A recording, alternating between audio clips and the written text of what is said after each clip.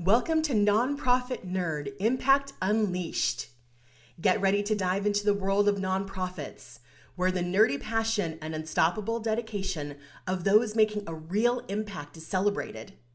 Together with your host, Jarrett Ransom, the inspiring stories and game-changing strategies of nonprofit leaders will be explored.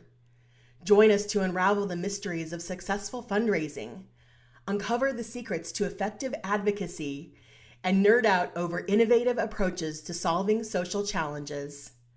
Nonprofit Nerd Impact Unleashed is your go-to podcast for no-nonsense discussions with real-life superheroes of the nonprofit sector. Get ready to unleash your inner nerdiness and discover or rediscover how to change the world together. Now let's dive in and embrace the power of our nerdy side. My next guest, get ready for him because he brings the energy, but he also brings the realness. Bobby D, benefit auctioneer. He splits time in 2 different states. He is the father to 4 boys, and his wife, Erin, is also very successful and involved in businesses in the nonprofit space. In fact, I hope to get her on for a future episode. So listen up because Bobby D has a lot to share with you. I also want to give a shout out of gratitude to this season's sponsor, Blimmerang. Thanks for your support. So Bobby D, how are you? I am good, Jared. How are you? I'm doing awesome. I always love chatting with you. I think our paths crossed, gosh, so many moons ago, maybe decades ago, but I love that you said yes to this conversation. And I just have to say, Bobby, for you to bring in the perspective of the father, the husband, there's just so much in our world. So let's start off. Well, first of all, thank you for saying yes and being here. Absolutely. Thanks for having me. Yeah. I want to start off what are your names? What do you go by? What do people call you? Who are you, Bobby? Oh my gosh. Okay, yeah, there's actually literally lots of names for me. I am Bobby D. I'm a fundraiser, I'm a consultant, I'm an auctioneer, but I also go by D. I'm a stepdad to Jack and Reed, my wonderful wife Erin, her children. I'm also a husband, and I'm also a dad too to my 2 sons, Kevin and Grady. And then a photographer, content creator, influencer. I'm a coach. I'm a trainer. I'm a public speaker. I'm a mountain biker. I'm a surfer. I'm a snowboarder when there's good snow.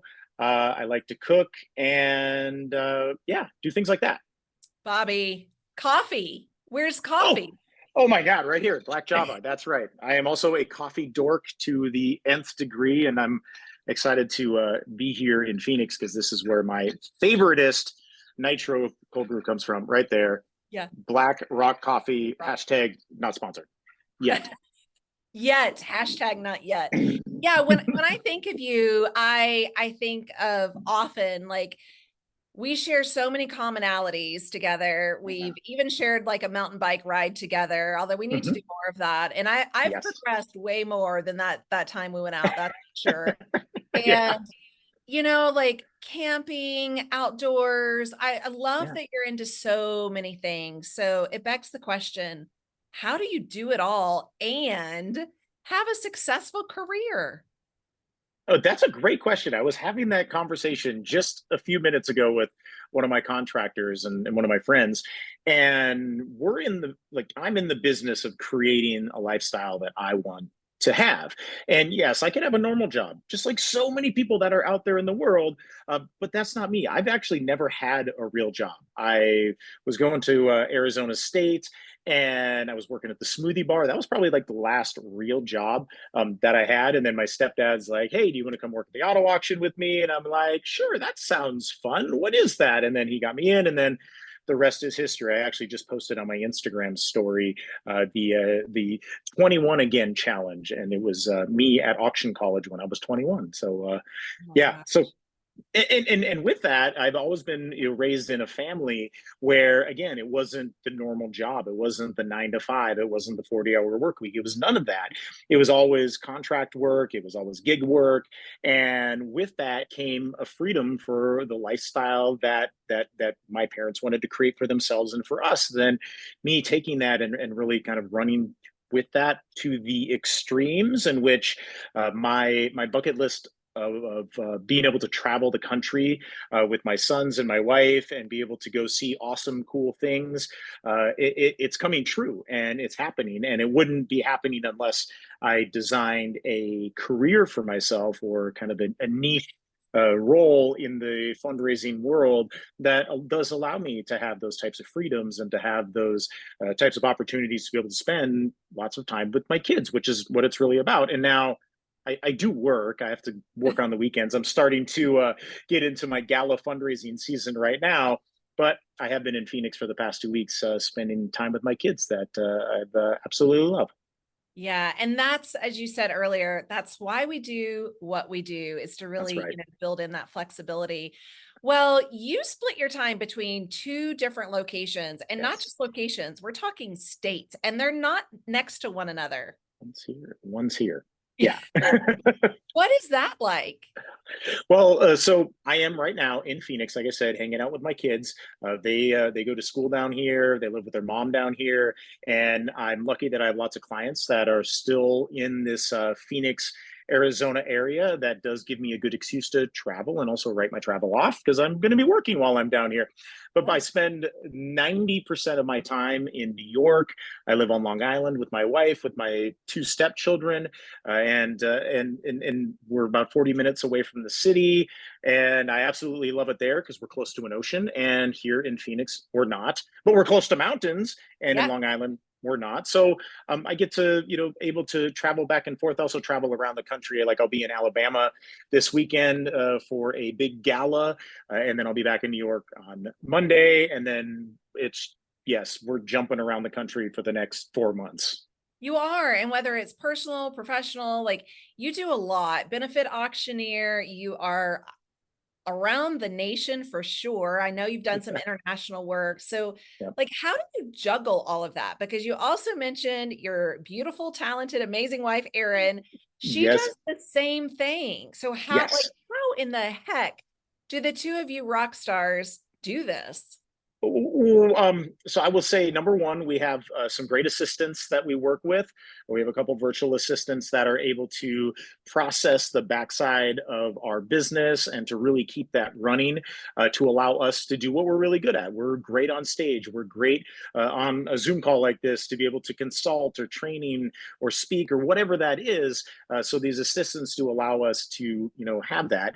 And then there's all just different systems and different things that we've created to help us with our travel, to help us with our business, to help us to stay organized with the tasks that we do. And many times it's also the good old analog bullet journal, which I have my brain in. And if I didn't have this thing and I didn't write it down, I have no idea where I would be. Oh, I love that. I love that you still put pen to paper, Bobby. Oh, Like yeah. that's vintage. It really is, but it's such a tactile thing. And if I go into my phone, I actually have two phones, and that's another way that I stay organized. But if I put it into my phone, then all of a sudden now ADD kicks in. It's like, oh, let's check Instagram, let's do this, and it totally takes me out of the mindset. But when I pick up my journal, I'm able to go in and, yeah, literally put that pen to paper, create that to do, write down that idea. It helps me to really stay in that mindset and not get distracted on other ways. And it also acts as kind of, I mean, a diary, a journal of me able to go back and see the ideas that I've had many years ago. I think I've been journaling, yeah, almost 20 years now, and I've had a giant collection. And I went through a few of them just a couple weeks ago, and I was like, there's some good stuff in here. I should do something with this. That's really cool. I hear a lot from women that they love to journal. I rarely hear from men, Bobby, that journaling is a tool, a technique that is utilized. When did you start this, and like what prompted Yeah. journaling? It really came from everybody knows our buddy Tim Ferriss, the 4 Hour Work Week. Yeah. He was the one that really kind of kicked me into that gear and whatnot. And then, then there was the whole Evernote app came out, and they had their own notebooks. And so I'm like snapping photos. I'm like, okay, this journal really fits in with my workflow and helps me to stay focused. And I'm like, okay, this is something that I'm going to stick with. And I've had on and off periods and whatnot. And I disappointed that there was some lapses in that. But I did find a friend of mine, a fellow auctioneer, who uses the field notebooks. And he says that this is his journal because it fits in the pocket so well, and they're only like 48 pages and whatnot. But it's been a really kind of a neat tool that I use with my other journal, with my bullet journal. I mean, like, this can't fit in my pocket. This does not work, but this does, and it serves the same purpose for ideas, for to-do lists, for two different things that I can, when I get back to my bullet journal, then I can fill it in and whatnot. So yeah, there are other men out there that are journaling, and they are doing some really, really good work. It's fantastic. Okay, you mentioned ADD, and all I could think of in my head is squirrel, right? Like squirrel, there's just so many squirrels, shiny objects, which leads me to, like, how do you prioritize? How do you find ways to support these bright, shiny squirrel moments? Right. And that is, like, prioritization is really kind of the key word within that. Is, yes, I have a thousand things to do. Like, I could take the entire week off and just do things on my to-do list, and I would never run out of things. And of course, then I would find more things to do, and then it would just go, go, go. But it is that, yeah, add to it. And then it is really that high level of, like, what are my most important things? Like, what are my top 5 important things that I need to handle today? Obviously, career, work, finding new business, serving current business, is definitely number one, because I mean, that keeps the whole machine running and the cash flow and all of those things. But even above that, is my wife, is my kids, is my own mental health and my own physical health within that. So making sure that I'm able to really prioritize those things that make me that whole being within there. So it's, again, capturing all of those ideas and those tasks and those to-dos are very important. But it's even more important to really kind of take that step back and look, like, it's like, okay, what's really important? Do I need to go in and change my Instagram photo right now? No, I don't. Do I need to go in and make a reel right now? No. Should I follow up with those clients? Yes, I need to do that. Should I FaceTime my kids? Yes, I need to do that. Should I go meditate? Yes, I should do that. Should I go to all of those things? Yeah. It's like, okay, what would be best for me right now, and, like, what's best for that mental health recipe, and there's so many different ingredients that fall into that. When I'm on it, it's great. When I'm off of it, oh yeah, it's off the rails. Yeah, same. Well, you mentioned it, so I'd love to dive in. Mental health, right? Like, that in and of itself is a whole can of worms. Plus it has its own stigma in society. You've heard me before. Like, I've shared openly about my own depression, how I navigate mental health and overall wellness. To the extent that you're comfortable, Bobby, like, what do you do to maintain a healthy overall well-being? Because you mentioned a lot of hobbies, right? Yes. So what are the things that you lean into when you're like, okay, stop, let's time out. Like, I need to focus on me right now because I am getting off rail. Right. So actually, this morning it was a perfect example of that. Like I said, when I'm on the recipe, things are good. And it's been a recipe that I've developed, over many, many, many years. When I'm traveling like this, the recipe definitely alters a little bit. It does start with my medication. I've only been on meds for about 4 years. Before that, it was just like, let's go. I'm going to drink coffee and exercise. And it worked good to a degree. But then during COVID, it was like, okay, I need to find a psychiatrist. I've always had a psychologist, but the psychiatrist really helped me get on those anti-anxiety, the antidepressants, and also my ADHD is, again, kind of off the hook, so gets me on the right meds for that. But then it also is diet is a big thing. Sleep is a huge thing. Hydration, not drinking too much coffee, but drinking just enough coffee is a big part of that. And then balance, right? The balance, the balance too. And then trying to get some semblance of physical exercise, definitely some whether it's meditation or daily affirmations or whatnot. But then constantly checking in with my mental state. And like I say, I'll be honest. This morning, I had an episode of where I had a breakdown. I had a very emotional moment. Was having a conversation with my wife, and she, struck a chord, and it was something that, her being best intended, for that, but then it really brought up a lot of feelings. It brought up, a lot of stuff, and I broke down. I went real deep inside. I started noticing I was having some negative thoughts. I was having some depressive thoughts. I'm like, I caught myself. I'm like, how do I get out of this? How do I fix this? And I'm driving to a meeting, and I'm like, okay, I've got to get myself in the right headspace. So I'm like, what will do that? So number one is the awareness within that, but then number two, having something to help break out of that when you notice that you're in that. And for me, there's a YouTube channel that I follow that's called Wake Me Up, and they do 10-minute affirmations every day. And I put the affirmations on when I was in the car, and I repeated them to myself as I'm going following along with this video, and I'm breathing, and I'm really bringing myself back into that moment, and bringing myself back to the fact that I truly have control over my thoughts, over my emotions, and over my behaviors, and to not let it ruin my day. And because of that happening, I was able to then look back. Okay, that's why I felt that. That was my feelings that I was having, and they were very, very valid. But Yeah. do I want to feel like that the rest of the day? No. What can I do to change it? And at that time, having my phone, playing it on YouTube, I'm like, okay, this is something that I can totally do right now and have control of. And it fixed it. And now I'm in a better mood. Yeah.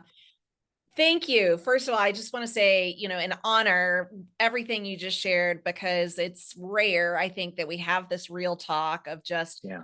This is it. And for you and I, we live a life, you more than me, that is on, like, entertainment. You're on stage, you're in the spotlight. People expect you to bring the energy.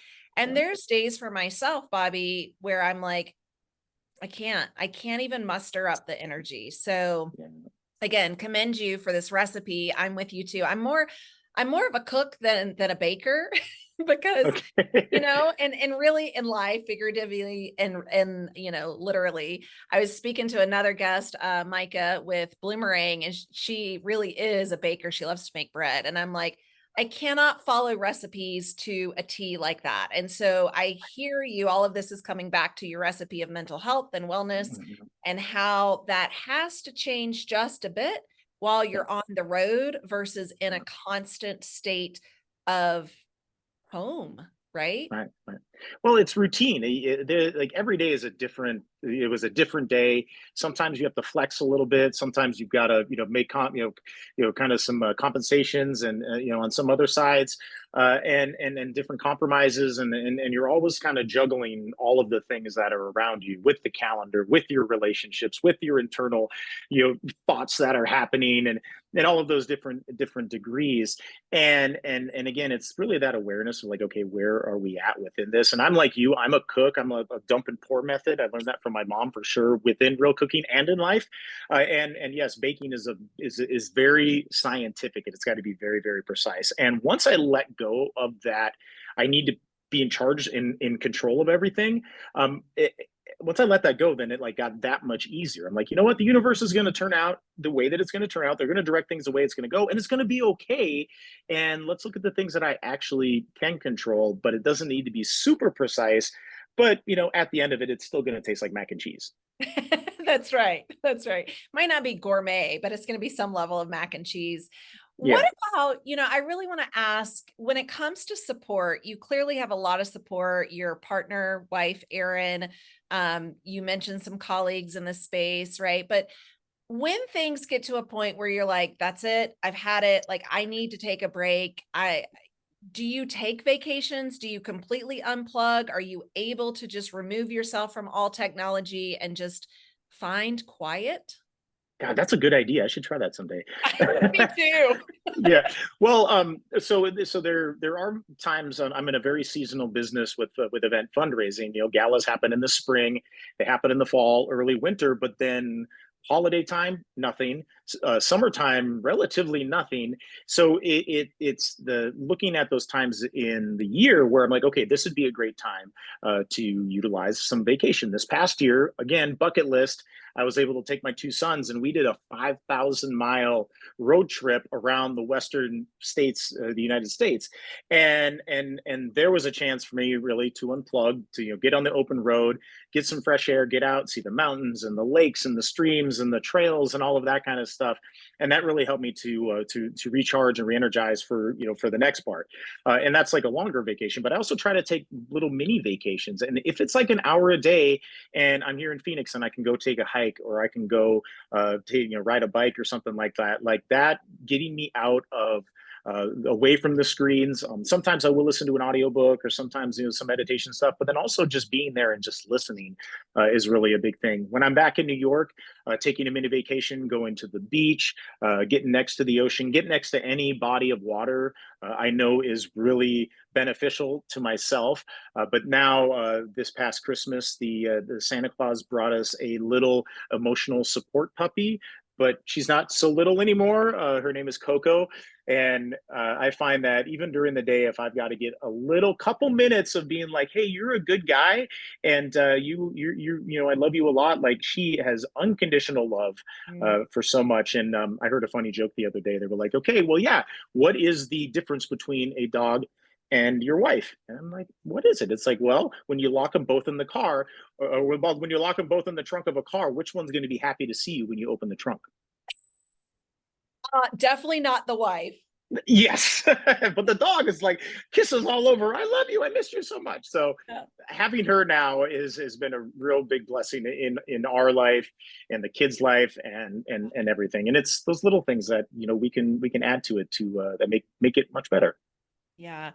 Wow, so much in this conversation. And for someone who I've known for a really long time, Bobby, you've Mhm. shared some information that even I didn't know about you. So thank you for Mm. that. You're welcome. Thanks for having this too, and having this conversation. There's so many, again, like so many webinars and podcasts and stuff that are all about, like info, data. You should do this and you should do that, and it's all focused on business, or focused on fundraising, or focused on helping the system and all of those different things, optimizing your lifestyle. But there's not many conversations about this. So thank you for having the hard conversations.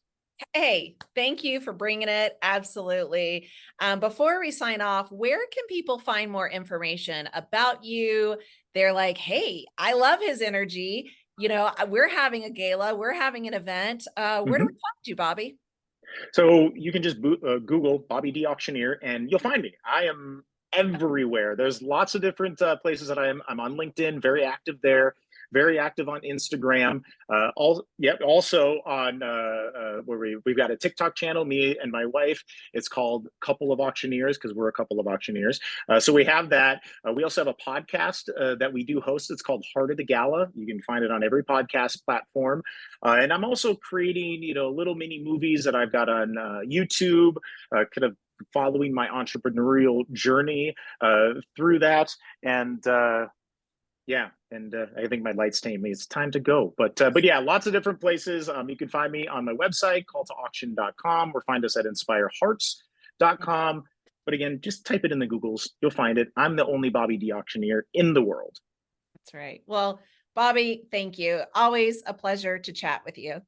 You too, Jarrett. And yeah, keep going out and helping all of our colleagues and friends, or people we don't even know yet, live better lives. It's great.